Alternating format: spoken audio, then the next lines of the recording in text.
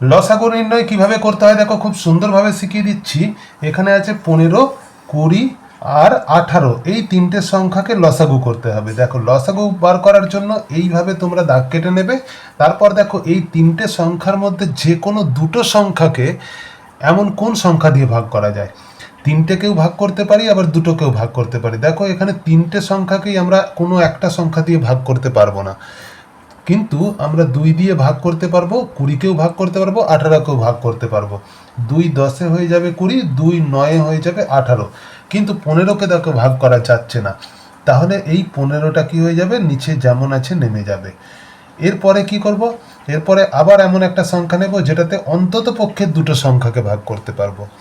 তাহলে আমরা 3 নিতে পারি। 3 দিয়ে 15কেও ভাগ করা যায়, 9কেও ভাগ করা যায়। 3 5-এ হয়ে যাবে 15, আর 3 3-এ হয়ে যাবে 9। 10টাকে আমরা 3 দিয়ে ভাগ করতে পারলাম না, তাই 10 লিখে দেব।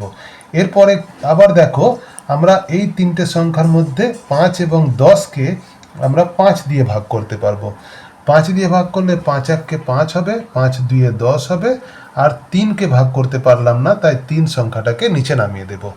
তাহলে এইবার দেখো আমার লসাগু কত হচ্ছে। তাহলে লসাগু হবে, এই যে এই সংখ্যাগুলোকে সবকটাকে লিখতে হবে 2 3 5, এগুলোকে সব গুণ করতে হবে। আবার নিচেও যে সংখ্যাগুলো আছে সেগুলোকেও গুণ করতে হবে। 2 আছে, 3 আছে, 2 3, এটাকেও গুণ করব, কিন্তু 1 দিয়ে গুণ করাও যা না করাও তাই, 1 না লিখলেও কোনো অসুবিধা নেই।